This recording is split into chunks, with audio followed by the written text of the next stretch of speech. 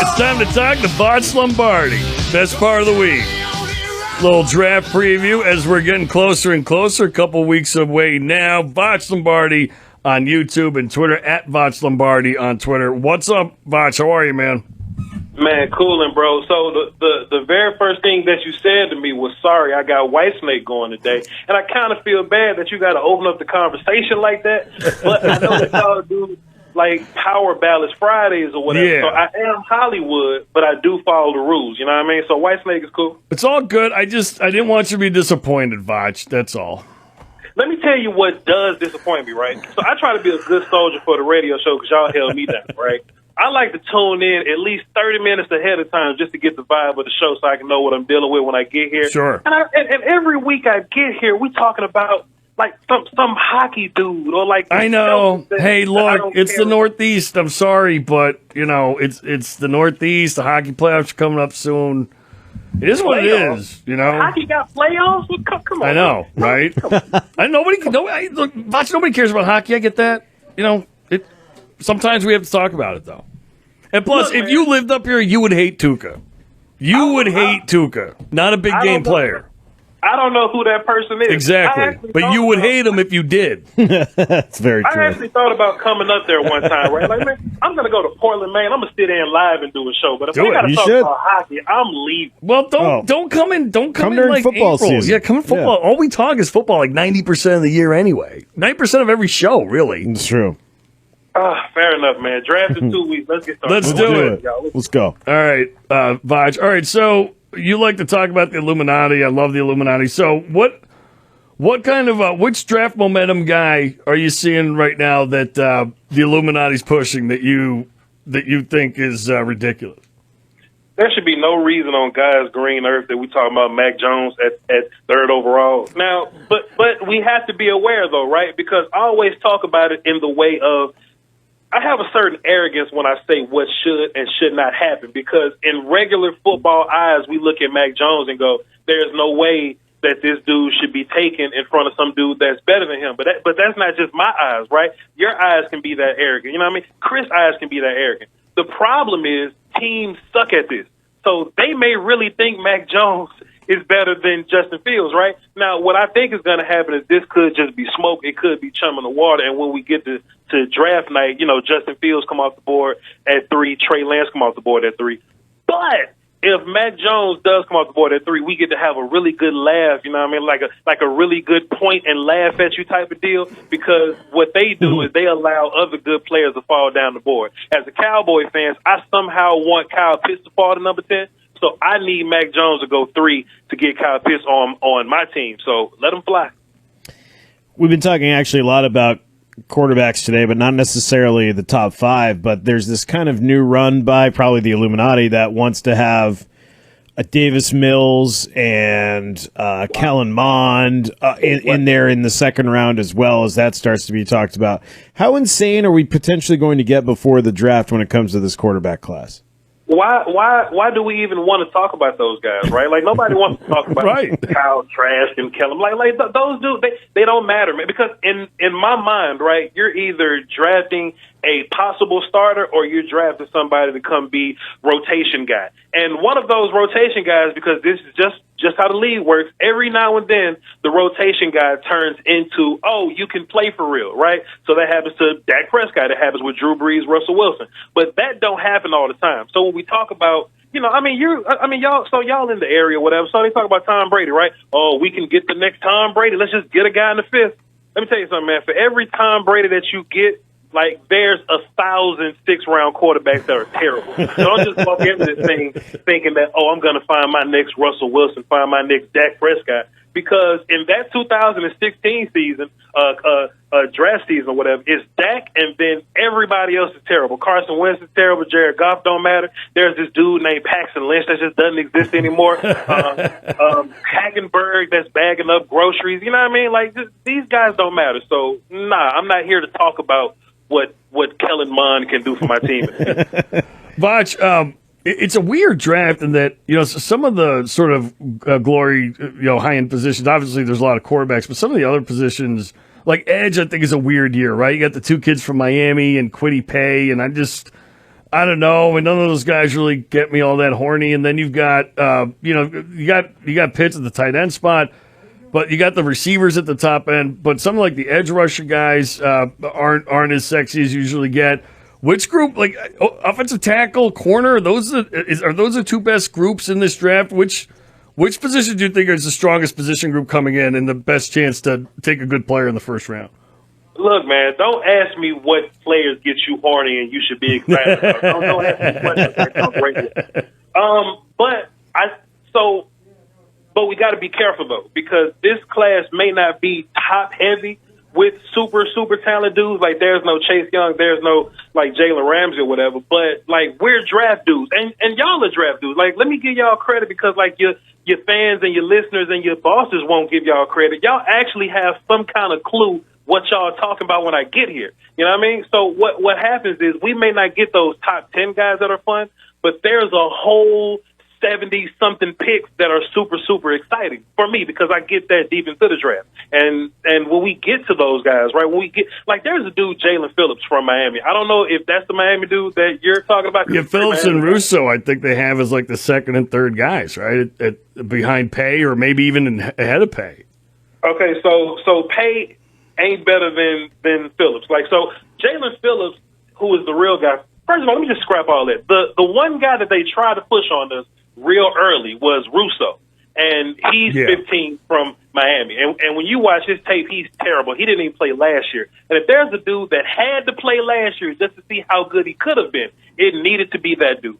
He's gotten this hype because he got 15 sacks, but 4 of those was against the worst Pittsburgh offensive lineman I've ever seen. 3 of those were against the worst Florida State kids I've ever seen. The rest of them are like stunts and like effort sacks. He doesn't really get into, that quality sack mode. Meanwhile, Jalen Phillips, he had like 10 sacks in 7 games, right? But what makes him kind of weird is that when he was at UCLA, concussions or whatnot, so they made him retire. So now they think that he doesn't like football. And he kind of liked to rap a little bit, and they think, oh, well, he likes music. Well, Chase Young sang on TV last year, and nobody said nothing to him. So Phillips is the real number one guy, in my opinion. They don't have to listen to me. Kwity Paye, who's really good versus the run, but he's not very polished as a pass rusher just yet. There's a guy from Georgia, Azeez Ojulari, who's an outside linebacker, rushy kind of dude, who's been getting sacks all year, lines up against Cincinnati in the bowl game and gets 3 of them. I don't know why they're not talking about him a lot. Now, they may not talk about these guys because they're not Chase Young. But if you're a team that's sitting in the middle of the draft, like 14, 12, 13, whatever, if you're the Patriots, right, this is the area. If a guy like Ojulari's on the board, you get super excited about that dude. He's not Chase, but we just got to live with the fact that there's no Chase, and that whoever you get in the draft, you just got to be happy with that dude. Now, I get excited about the middle. You know what I mean? Those guys are in the middle. There's about 6 cornerbacks that are in the middle. Kelvin Joseph, he's my cornerback number 2, but he's going to be everybody else's cornerback number 6 because he may be weed guy, he may be gun guy, he may be punch my coach guy, but he's a really fun cornerback to watch, and he's going to be around the 30s or 40s. So it's really about finding a guy that you like and finding what round that they're going to go, which is like 2nd and 3rd. Well, talking about 2nd and 3rd, looking at the draft, do you see a few wide receivers or running backs or, really any of your favorite kind of positional players that are going to be 2nd or 3rd round picks, but in your opinion should probably be higher? Both of the North Carolina kids are fantastic. The running backs or whatever, and they could go 2 and 3. So when we talk about running backs, right? Last year there were 3 guys that were there that could have come out. Chuba Hubbard from OK State. There was Najee Harris from Alabama, and then there's Travis Etienne. I don't know why they went back to school when they could have been making millions of dollars, but for some reason they wanted to go to school, do homework, and just whatever. But what's funny about that is Hubbard got worse, Najee got better, and Etienne kind of just evened out a little bit. So Etienne was the front-running guy. He was the possible first-round dude. I think Etienne is behind Williams from NC. I think Najee Harris is the clear first-round running back because at first he was just kind of this run-you-over kind of guy. Najee can catch the ball now. Najee blocks a little bit. Like, Najee runs like Najee's that kind of guy. And we all know that running backs, they're the high-mileage guys. So we can't just say, oh, Najee Harris got got too many miles on him, too many carries on him. Because teams don't want to pay running back anyway. So if you're looking for a guy that you just want for 5 years, go get Najee Harris and move on with your life. But besides that, dude, man, wide receiver's not fun like it was last year, where it was like 12 or so guys I just really, really like. Now there's like 5 or so guys. There's the top 3 guys. We're going back to North Carolina. De'Ami Brown, he's another guy that I like a whole bunch. And besides them kids, who cares about the wide receivers? There's a lot of slot receivers, right? Tutu Atwell from Louisville, he's about 5'7", but he's fast. Jalen Darden, another 5'8" or so guy from North Texas. He's like a 5th, 6th round guy. He's not fantastic, but he's a good complimentary dude. Going back to what we just said about edge guys, right? You shouldn't be happy looking for, I'm going to find the next Megatron in this class. You're not. But if you're looking for another Cole Beasley in this class, if you're looking for a Julian Edelman type of guy in this class, then there are thousands of those dudes. So it just depends on what you're looking for that's going to make you happy with what you walk away with. Voch, you mentioned Etienne, and I don't think he's a legit feature back in the NFL really at all. I think he's got a lot of C.J. Spiller kind of written all over him, and like you said, he was considered the number 1 back a year ago. Had he come out, I think he would have been like a mid-first round pick. I think there's a lot of teams that still believe he's that guy, but I don't see it. What do you think of him? Do you think he's a legit every down back in the NFL? Is he pass catching guy that draw guy that you can sort of work into some of more of these read option type offenses? To me, I don't think I'm taking Etienne until the 3rd or 4th round, because I'm not sure I'm going to get that much out of him. How do you look at him? I think we just have to continue to be diligent about our research, man. You have to be careful about the guys that they push.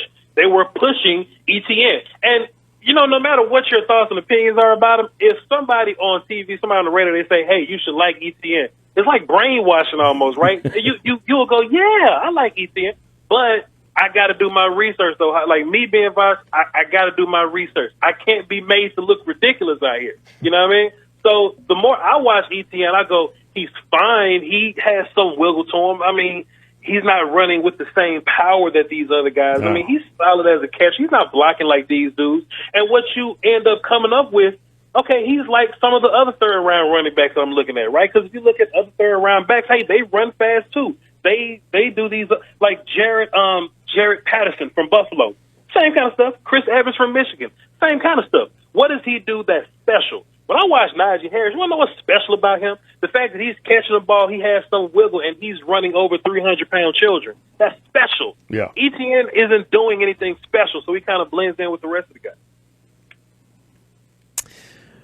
Voch, looking at this first round, and you mentioned the Patriots a few times, and I think they're in a unique position because, gosh, especially if 5 quarterbacks go first, everything kind of shifts up a little bit, and you've mentioned a few guys that certainly have been anywhere kind of looked at from the 5th pick to the 15th pick to the 20th pick, depending on how this goes. But I think when you look at the name that seemingly outside of quarterbacks that is getting the most attention, it's the guy that you mentioned that you'd like to see play for your Cowboys. And I just wonder, when you look at Pitts, what is the impact that he can make on a football team, in your opinion?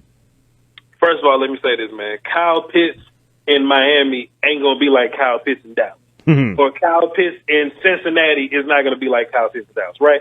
I think Kyle Pitts is incredible enough to be talented wherever he goes. But he's kind of like a luxury pick. You need your situation to be set up a certain kind of way. And this is a perfect example, right? If you watch the Alabama film, right, when you normally watch Nick Saban, they got enough athletes on that Bama team where they could just play base formation, or they could just play nickel. They could just beat up on you, right? Alabama versus Florida, Kyle Pitts by himself made Nick Saban play dime. They took some dude I'd never heard of off the sideline, some sophomore, number 14, 12, 13. It's on YouTube. Go find it. They took a corner off the sideline and say, dude, you've got to go cover Kyle Pitts.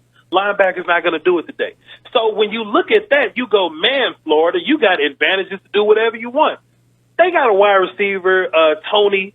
He's fine. He's a dynamic player. But when I look at it, if you had 3 other receivers, if Florida had Alabama's crew, if you had 3 receivers with Kyle Pitts, with a running back, That's dangerous. So now I'm projecting that into what would it be like with my Cowboys. If I got Kyle Pitts at tight end and you got to put a corner on him. And look, I just said the Alabama example, like you have to put some corner on him. Kyle Pitts got wins on Surtain. He got wins on Kelvin Joseph. He got wins on J.C. Horn. So you got to put good corners on him. J.C. Horn followed him in the South Carolina game. So in my mind, if I'm the Cowboys and I got a number one receiver, I got CeeDee Lamb in the slot. I got Ezekiel Elliott in the back, a good offensive line, and Michael Gallup over there is just going to be against some fourth corner, some civilians. Kyle Pitts on my team is way better than everybody else. So now the question is, how do we get Kyle Pitts to Dallas? And the first thing I say, I've been saying all the time, teams kind of suck at this. Teams are bad at drafting. Teams are going to overreact. Teams are going to say, tight end, we don't need tight ends. We're going to da-da-da-da-da-da. Some team like Miami, they're going to be foolish and say, we got Mike Gesicki. Why would we need Kyle Pitts? Good. Whatever you need to say to make Kyle Pitts fall to my team, fine. But I can really see it happening. This isn't me just hyping it up. This is me really saying teams suck at this. I can see it. Plus, Kyle Pitts fits my team. Let's go get Kyle Pitts. Look, Kyle Pitts is so good. Cowboys had the worst defense I've ever seen last year of all time. I'm still willing to draft tight end over cornerback. I tell people I be on Twitter, I be like, listen, man, would you rather have Gronk or would you rather have Janoris Jenkins? Janoris Jenkins is good. He's a good starter. He can play for you for 10 years, but there's no Hall of Fame bust for Janoris Jenkins. It is one for Gronk, and I think that Kyle Pitts is revolutionizing what we're going to see with the, tight end position. All right, Voch, I want to get into these receivers with you just a little bit because I think you and I look at receivers similarly. I see them as sort of luxury picks. If everything else is great, you want to go get a receiver. That's wonderful. But I also think that, teams aren't realistic about these guys sometimes when they take them. You look like at a kid like Corey Davis, they took at 12. It took him 3 years to get good because he wasn't really all that polished coming in at Western Michigan. He was big, he was fast, he could do certain things, but he wasn't really a receiver, right? So it takes him 3 years to get good, and then he's gone because he hits the free agent market. He wasn't really the guy you drafted, so you're a little bit gun-shy on him, and you eventually end up developing a player for another team, and you get really nothing out of it, right? Like 3 years, 4 years later, he's not on your team. If you're going to take guys in the first round, they're going to help you win. I think they have to be there for a while. And so when you look at the group like this group, you look at Jamar Chase, Devontae Smith, they look like guys that might be good right away. After that, maybe Terrence Marshall because he's big, but like Jalen Waddle, he's super fast, but he's a guy that might take 2 or 3 years to really be like a great receiver in this league. And maybe you end up against that sort of rookie contract fifth-year option wall with him, and you kind of go the other way. So how do you look at receivers? If you're going to take one early, do you think it's a guy that has to be able to, make a difference day one? And then in this draft, who are the guys that you think are good enough route runners, know how to separate, know the game, can sit in the zones, can do all the things that really make you good at the next level, other than just being fast and beating corners that aren't going to play in the NFL down the field? Which guys do you think are those guys on day one? This is a fantastic question, by the way. So let me just say this. I think every wide receiver comes with a set of skills, right? And that set of skills, you have to determine whether they're user-friendly or whether they're quarterback-dependent. I look at Corey Davis, and I think what he does is pretty quarterback-dependent. I think if he had a better – he had to deal with, Mariota for, for 3 years. And then there's, Tannehill. Tannehill's cool, but, he's Tannehill. I think what we have to do is determine what these guys are. If Corey Davis played with Drew Brees, this would be a different conversation. So think about what San Fran does, right? San Fran walks in this thing saying, man, look, we're going to be terrible at quarterback. But what we're going to do is we're going to draft all the good yak receivers. So Deebo Samuel is a yak receiver. He's going to catch slants, hitches, and screens, and he's just going to run people over. Brandon Ayuk, he's another yak guy. Kittle at tight end is sort of a yak guy. So that makes a little sense to me, right? They're not dynamic. I mean, they're not these big route tree running dudes, but Brandon Ayuk and Deebo Samuel, they just kind of have that, that thing. So when I look at the guys this year, right, Rashad Bateman from Minnesota needs a good, accurate quarterback to throw him the football. How do I know this? Because his quarterback in Minnesota was terrible, and it kind of affected him. You see what I'm saying? So you kind of got to deal with that. Kyle Pitts, who's not really receiving this way, Kyle Trask threw some terrible passes. But Kyle Pitts had the wingspan to kind of catch it and deal with that. Jalen Waddle is a phenomenal yak guy. You can get him the ball short. I think there's some PFF grade. I hate PFF. I hate even mentioning their name. There's some kind of study that just made some kind of. I don't listen to their grades, but they do crunch the numbers like the best quarterback on Wednesday that's left-handed. Like they do those kind of things. Like whenever you threw slants to Jalen Waddle, he was the best taking it to the touchdown. Yak wide receiver. You know what I'm saying? So Jalen Waddle's one of those guys. Devontae Smith is a very complete receiver, right? He's the route runnery guy. He's the long guy. He's the more quick than fast guy. So he's a guy that I think can play with anybody, right? Jamar Chase, I don't know. We'll see. Jamar Chase, it may be quarterback dependent. What we know about Jamar Chase is that if he got Joe Burrow, he's amazing. So if you're Cincinnati, the best way to get Jamar Chase is give him Joe Burrow. You got Joe Burrow already. Kadarius Toney, right? We just talked about him from Florida. He's your Percy Harvin type guy. So he's another bad quarterback friendly guy. So if you happen to draft somebody that's sorry, like Kellen Mond or something, then Kellen Mond can dump the ball down to Toney. He can get those yards for you. So you just got to figure out what you're getting. Let's talk about a sleeper, Elijah Moore from Ole Miss. He's incredible. I don't know why they're talking about him. Everything that you getting from Jalen Waddle, you can get from Elijah Moore. You may know him as the guy that when Ole Miss was. Oh yes, yeah. We was about to win, but taunting, and now we lost because I'm stupid. He's that guy. Yeah. But what they don't tell you is that he was smoking people the entire game. Watch Ole Miss against Florida. It's him and it's Kyle Pitts. Those are the only two people that made plays that game. So it's a couple receivers, man. They just got to be very situational. Well, Voch, always appreciate your time, my friend. I'm actually on vacation next week, but hopefully we can get you on again a couple more times before the draft, my friend. All right, cool, man. Or just have Chris and whatever intern that's going to be sitting in your chair call anyway. No, Chris will call you next week. I will, man. Sure. No doubt. And then I want to get you on one more time before the draft. So for sure.